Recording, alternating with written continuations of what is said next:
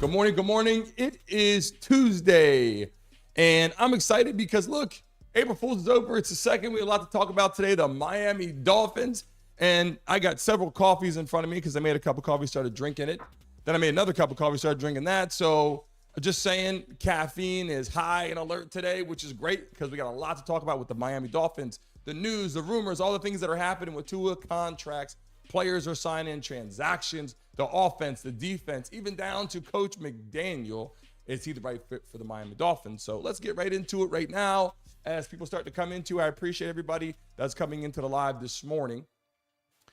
But listen, Tua, should they offer him a new contract? Like, that's a conversation right now all over the NFL, obviously, because look at the Miami Dolphins going, look, Tua had a lot of concerns with injuries, but he played well. He was in some of the MVP conversation too. Like, when you watch it last year, obviously people like Brock Purdy were right there with Lamar Jackson, obviously Patrick Mahomes, Dak Prescott. Tua was doing pretty damn good if you ask me, whether it was yards, passing touchdowns. They had some great receivers. But what I want to talk about today about the Miami Dolphins, and obviously there's some news and some rumors, the conversation comes down to this. Do you think they should offer him a new contract? Is he worthy of an extended contract? We're not talking about, hey, come back for 1 year after this, 1 year. We're talking about an extended contract, a player that you want to have in the National Football League for more than just 1 or 2 years. Like, I'm talking a 5-year deal, something like that. Is it worth it for someone who might not actually make it through that process due to injuries? And we saw it last season, and I got some, obviously some great pictures and some images, but this is a lot of what we talked about during the season and then in the offseason. Like, we saw Tua like this consecutively, right? Like concussions, head injuries, his family's upset about it, teammates are probably looking at it, and then even down to people getting fired because they put him back on the field too early. Like, it was like, okay, should Tua play today? Yeah, he passed the protocol. And they said, well, maybe he didn't pass the protocol. Maybe your protocol wasn't good enough. So again, back on the field, these injuries happen to anyone, anywhere, at any time. But the reality is the concussion protocol is getting stricter. They're looking into this even more. But should they say, look, Tua's our guy, let's give him the money. Like, he played well. Like, it's not, injuries aside, he played well. But he had the help with a lot of people. We're going to go into today the depth charts of the offense, who's on there, the impact players, and all that. I like Tua. He's a great guy. He's a role model athlete. Not getting in trouble. You don't see him out there causing problems. He's doing what he's supposed to do. He's on the field. He's at workouts. I mean, he's a team player. He's a guy that most people would want in your locker room. But is he worth the big time money? Like, that's what we're talking about right now. Because people that are getting the money, and I was talking about not even Baker Mayfield, right? He wasn't playing all that well, if you ask me. This past season, played pretty damn good. Before that, played okay. Getting a lot of money. So obviously, if Tua says, hey, I'm staying here, and the Dolphins come to fruition and say, we're going to offer you the money, how much money should they actually give him? Right? That's the part of the conversation right now that people should be looking at, because you're not going to say, hey, Tua, after the season, come back, we're going to extend your contract for, 1 year, for $30-40 million, right? They're going to say, hey, look, come back for $5 million, $6 million, or give you a 4-5-year deal worth $80-90 million. And the truth of the matter is, once you give him that money, it's not going to be a small deal, because all these other quarterbacks are in the mix right now. We brought up Deshaun Watson, not even on the field, right? Making over $200 million guaranteed money. And they look at all these other quarterbacks that are getting paid big time dollars, which Brock Purdy will be around as soon as he finishes his rookie contract, will be skyrocketing money too. So if you keep Tua, what are the chances that he'll be on the field? And again, what are the chances that something like this can happen? Because it happens any given time. But let's dive in right now. More importantly, we're going to get into right now the offensive depth chart and give you guys a little bit more news and some rumors and some conversation that people are talking about, why I pull it up on my screen as well. And as you know, my eyes aren't as good as yours, so I'm going to pull it up on my screen over here, and let's take a look. So if you take a look at the quarterback position, right, who's behind Tua? Like, at the top left of the screen here, Tua is a starting quarterback, and then you got second, you got third, but you had Mike White, you had Skylar Thompson. Like, some of these players are coming and going. They're looking at bringing people in. Good morning to all of you coming in this morning. Good morning, Mike. Good morning, Howard. Good morning, Monica. Good morning, Brenda. Good morning, Candy. Good morning, Brittany. Good morning, everybody. Good morning to you guys coming in here. We're talking about the Dolphins this morning and what's going on. Dive a little bit deeper. And if you look at the top of the screen right there, you see behind Tua, these quarterbacks. I'm not saying they're bad quarterbacks. Like, they can play. They played in college. They played well. But the truth is, who is going to step up behind Tua? Like, do you need another quarterback? You know, are you going to get out there and look for somebody else like that can be behind him if he goes down? Do you draft a quarterback? Do you find another veteran that can take over when he's done? Like, these are some of the conversations that you just have to have. Like, realistically, like, who are you going to bring in? You got Raheem Mostert. I have that on here too. Raheem Mostert, what a great player. We're going to get into him. Obviously, impact player. Tyreek Hill, obviously phenomenal. Jaylen Waddle, Braxton Berrios just signed to another deal. Right? I mean, the offense is stacked, right? When I look at the offensive players, then you get to the tight end position. They lost a tight end. They got a guy in. And there's the offensive line I'm going to get to in a second. They have so many players on the offensive side of the ball. You're like, wow, this is like an all-star team, literally, from the offensive side of the ball. But we're going to get into the linemen in a second. They have everything they need to win games outside of that. Like, you have a quarterback. You got your running back who was breaking record. I mean, the guy was phenomenal last year. Couldn't do like no wrong. And then Tyreek Hill, Jaylen Waddle, these are your guys out there. And then they're even talking to people like Odell Beckham Jr. to add another receiver. Like, can you imagine that dynamic? I just think they're so stacked to play so well. How can they lose football games? Well, you can lose football games if your offensive line isn't up to par. You have all these skill talent and all these skill positions, which is great. But if you don't have the offensive line to give Tua the time to throw the ball or to run the ball with Mostert, you got some issues. The guys behind Mostert, do they pick up another running back? Like, is that a smart decision? Because in the NFL right now, in the National Football League, you have your main guy, and then you have a third down back, a scat back, we called it growing up, and obviously college, the pros, little terminology, scat back, a guy who can come on third downs, catch screen passes, run draws, all that kind of stuff, bubble screens. I love that setup. But just in general, when I look at the offensive lineup again, it's like they really have so many players at the top of that screen there to your left. If you can see it, if your eyes are anywhere better than mine, you'll be able to. But I'm just saying, they are a goddamn good team.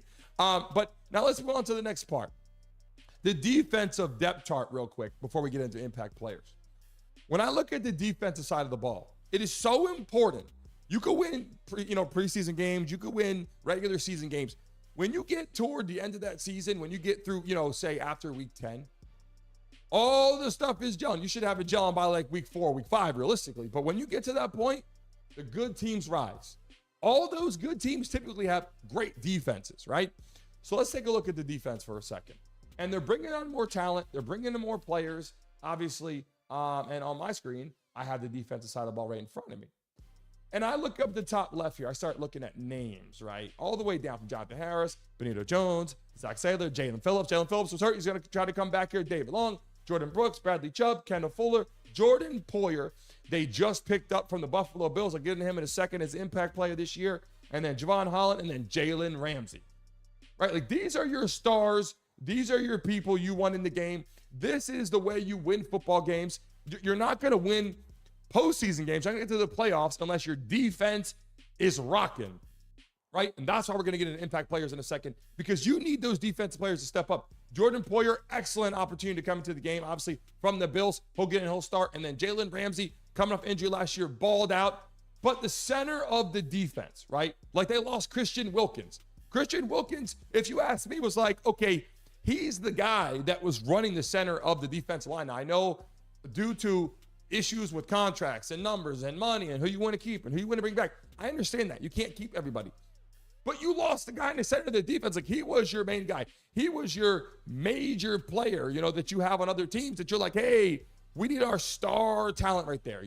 Like your J.J. Watt in the center of your team, right? Like, that's kind of what they wanted. Christian Wilkins is gone. So now I look at the defensive lineup and I'm like, okay, I'm excited for the offense. I look at the defense. It's not bad. But maybe they should look into the defensive line setup. Maybe they should look at the offensive line, which we're going to get into in a second right here. I think that's so important. So let's get right now to the impact plays. Okay. Here you go. This is your impact lineup, right? This is what you're going to see all season long. This is your talent. Do they want to get rid of Jaylen Waddle? Like, is that the conversation? Like, hey, let's get rid of Jaylen Waddle. Let's get some money back. And let's pick up another draft pick. Yeah, it's okay. Like, those things happen. But don't forget, the reason why Tyreek Hill is even better is when Jaylen Waddle's in the game, because you got to cover both receivers. And I'm not saying that Tyreek Hill isn't a beast. I'm not saying you can't have Tyreek Hill in the game and he's not going to ball out. He is going to ball out all the time. 5-yard passes into 80-yard passes. 10-yard passes into 100, whatever, screens that take off and game breakers, like game plays that you need as an offensive player, as an offensive threat. I get that. But having Jaylen Waddle in the game with you opens up so many opportunities, like literally opens up opportunities for you to do a lot more because they got to cover him too, right? And this is where we can't forget. Raheem Mostert played so well last year, and obviously this year he's going to play great too. It'll be an excellent talent to watch. Mostert, you can't forget the running game. And look, I'm not saying, hey, I played running back, so I got to be there, but I'm old school in the sense of you got to run the football. Like college, you got those West Coast offenses, they're out there, they're throwing bubble screens and slants all the time. And sometimes that works for certain offenses, right? They run draws and they run, screens to the running back. That works. So in the NFL, I'm just saying, you got to run the ball. If you look at the teams in the Super Bowl last year, you got the Chiefs, right? Pacheco ran great last season. Then you look at Brock Purdy with the 49ers. He was handing the ball to Christian McCaffrey. Listen, excellent running game. Both of those guys in the Super Bowl. Why? Because they could run the ball. They could set up play action. I got to tell you, Patrick Mahomes didn't have much of a receiver last year, but he made it work because the running game was so good and he was hitting Travis Kelce. It worked out. But this is so important for the Miami Dolphins to focus on Mostert. I think you need to make sure you have your backup running back in there, a guy that's got speed. The guy's a blazer. He can run. He could do things. I think it's so important to do that because if you have a running back that can come in the game behind Mostert, it's going to make life easier. And he gets a break. He gets to come off the field and get a drink break. You don't miss a beat. Get a guy that's got some wheels, a burner out there that can get it done. So important, right? So important. And then look, let me just pull this up again real quick. Here we are. Behind this, okay, obviously Mostert, we got these impact players here, and then we have Raheem Mostert.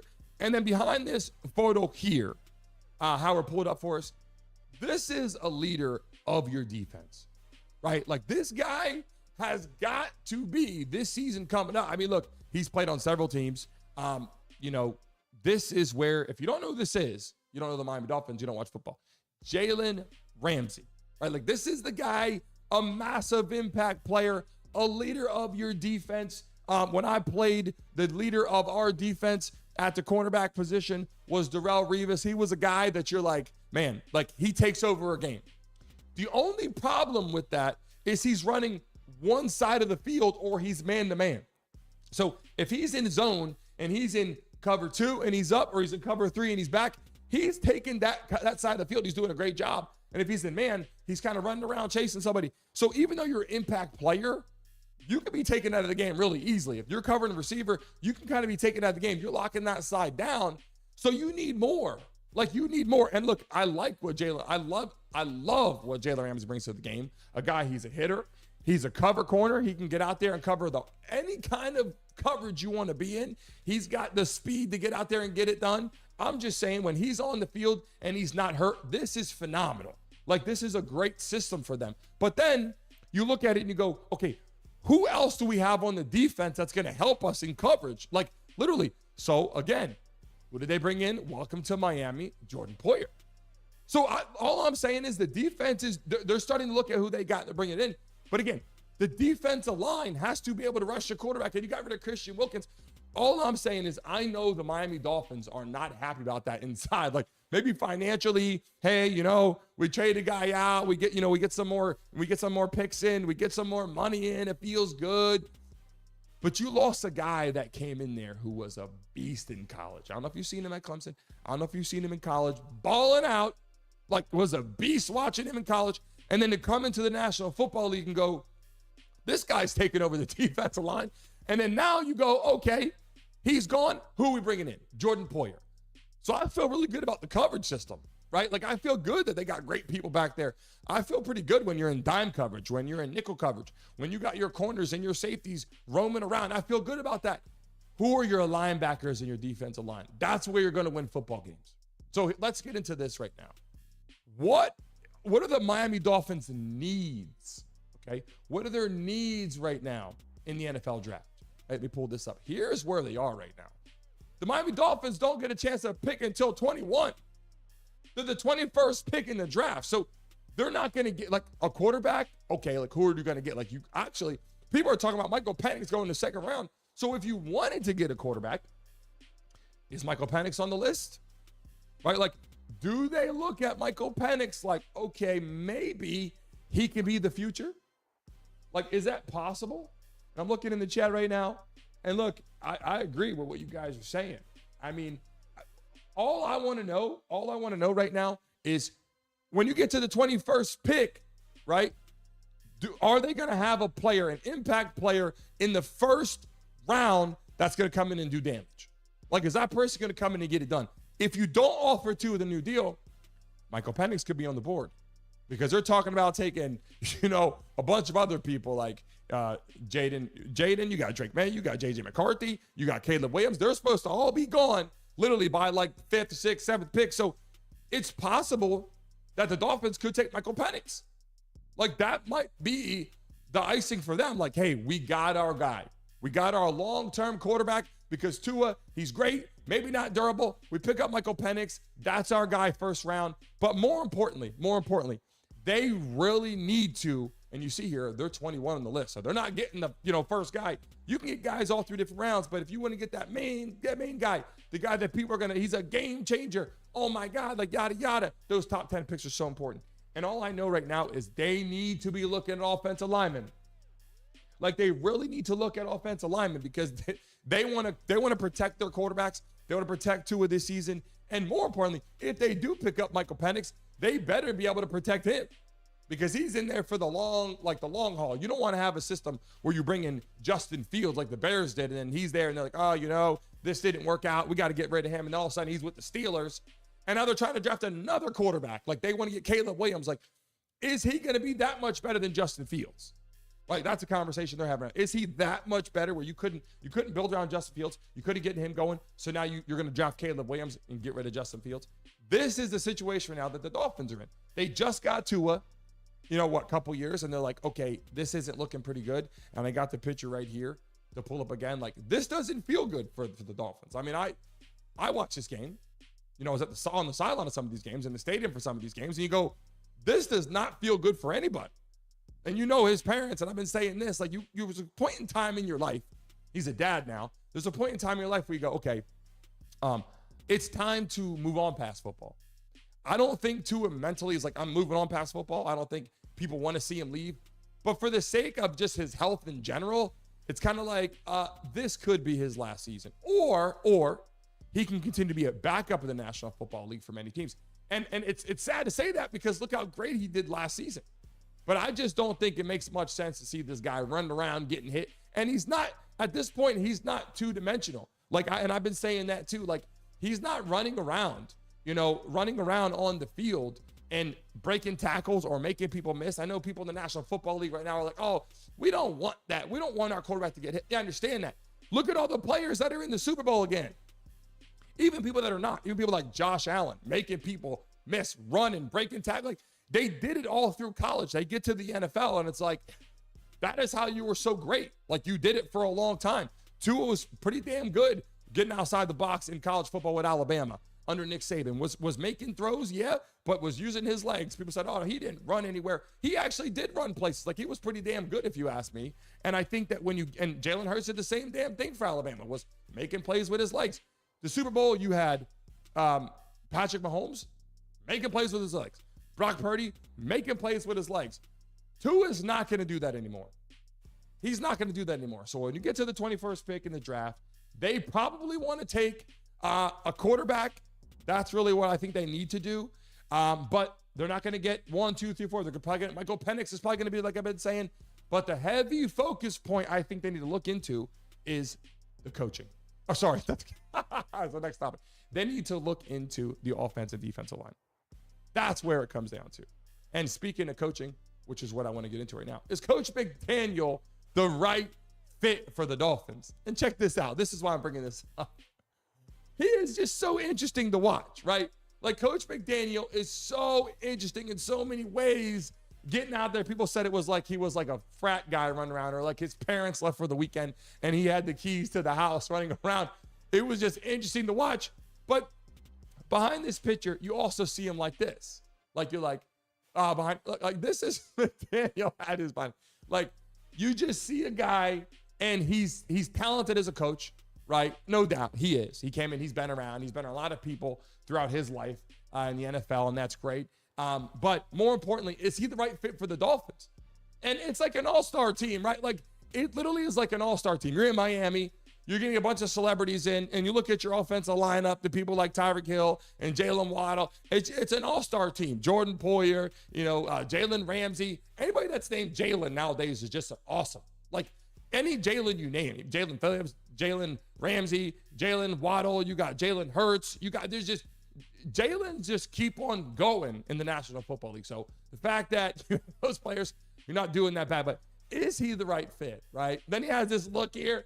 And then the other picture behind here, this is where you start seeing more expression. Like, yeah, he likes to be funny and be a clown and be a goof and have fun. But look, Coach McDaniel was also tough too. You don't see a lot of that because he tries to keep the morale of the team and keep the Dolphins going and keep it moving. But realistically, I think what the Dolphins have on their shoulders right now, just to kind of finish off what today's show is kind of about, like, the main topic in conversation really is just simply this. What are they doing with Tua?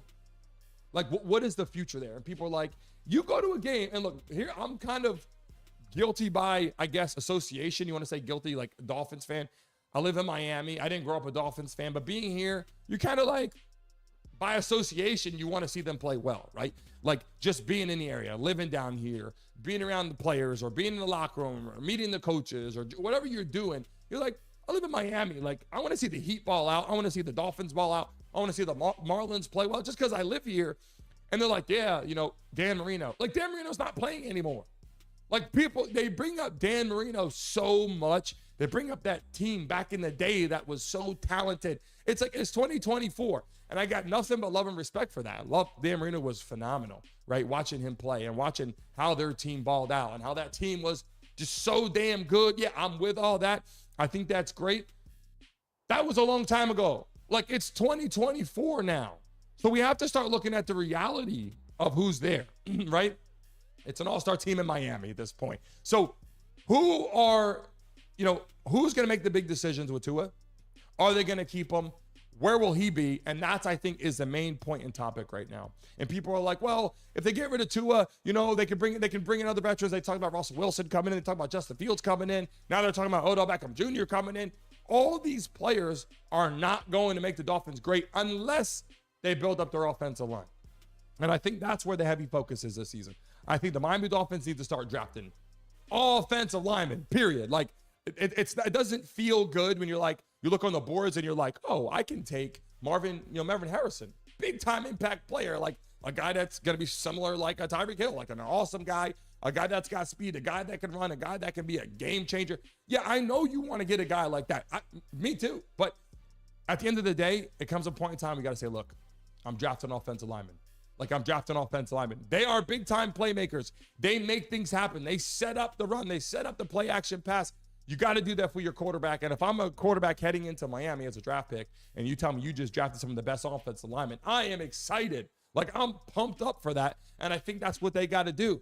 And the sad part for the Dolphins, they lost Christian Wilkins, who was the defensive lineman, the center of their football team last season and for the last few years. And I saw when he came out for draft day, gave that big hug out there and said, look, I'm coming to Miami. He was pumped. Now he's gone. So all I'm saying is this. If you're watching the Miami Dolphins this season and you're excited about the Miami Dolphins this season, if they don't pick up offensive linemen and defensive linemen, you could see them in the same position they were last season. Like, they're beating teams. Are they beating teams that are above 500? Right? Like, are they beating teams that are going to the playoffs? Because if you're not beating teams going to the playoffs, then what's the point? Because you get to the playoffs and it's over. Right? And the Dolphins fans at this point, they're not having it. Like, the Dolphins fans at this point are like, look, whatever you're doing with Tua at this point, like, yeah, we like Tua, but we want to see wins. Like, we don't really give a shit right now about, what the hell's going on. Like, either they're going to be good or they're going to be bad. Like, if Tua's in the game and they're 3-0, 4-0, people are like, oh shit, Tua's great. The minute they're 1-1, or let me say this, like 2-2 or like 2-3, you get to that position. Listen, people are going to be like, oh, come on, man. Like, the Dolphins fans want to win now. They keep holding on to that damn team from 100 years ago. Like, hey, what about this team? And they put them on the field all the time. Like, welcome to game today. We have the team from the 80s or whatever. And they come on the field and people are like clapping and people are like, woo, we need something else to clap about. Like, seriously, like, we really need to get some people on this team and organize this, because people are tired of clapping for people that they have no idea who they are. Like, people that are diehard fans, they know, right? If you don't know Dan Marino and these kind of people, you're not a diehard fan. But if you look at people that are waking up watching football, they're just clapping like, okay, yeah, good job. They want to see them win now. So it starts with this. It starts with Tua, right? And then it goes down to your impact players. And all I'm saying to end today's live show and segment is, if you're a Dolphins fan, if you're not, and in the chat right now, if you could just put, will the Dolphins make the playoffs? Like, that's a question. Like, yes or no. Will the Dolphins make the playoffs this season? Like, that's an interesting point. Like, will they make the playoff? Because people are like, this is our Super Bowl year. Then last year, this is our Super Bowl year. Like, yeah, you have talent, but postseason playoffs is where it's at. That's why you have people like Dak Prescott, regular season winner. Winning games, that's great. You win. Wow, you got a good record. You're 9-5, and you're 10-5, whatever. Well, you're doing pretty good. Playoffs beat by the Packers. Like, Jordan Love was having an okay season and just smokes the Cowboys in the playoffs, which just shows you it's players, it's coaching, it's team morale, it's your captains, but more importantly, what is your offensive line and defensive line doing? If the Dolphins don't wake up this season and start getting some big-time offensive linemen in this draft, or people, they're going to have another season like they did last year where it just is kind of mediocre. Guys, thanks for listening to the Dolphins Talk today. We got a lot more to do every single day. And tomorrow, if you're watching right now, we're going to start our countdown at 9:55. We're not going to start the countdown at 10 and then start at 10:05. We're going to start at 9:55 in the morning, and we're going to go live at 10. So if you're in here in the morning, I appreciate you. Remember, 9:55 starts the countdown. Get in, start talking, communicate with new people in here, new faces. I appreciate everybody in here for the first time. Thank you as we expand our network. Watch all the shorts and all the reels also on all through social media. I appreciate all of you. Remember, tomorrow morning, 9:55, it starts live at 10 o'clock. Be prepared for some more interviews as well this week. I look forward to seeing you guys soon. Until next time.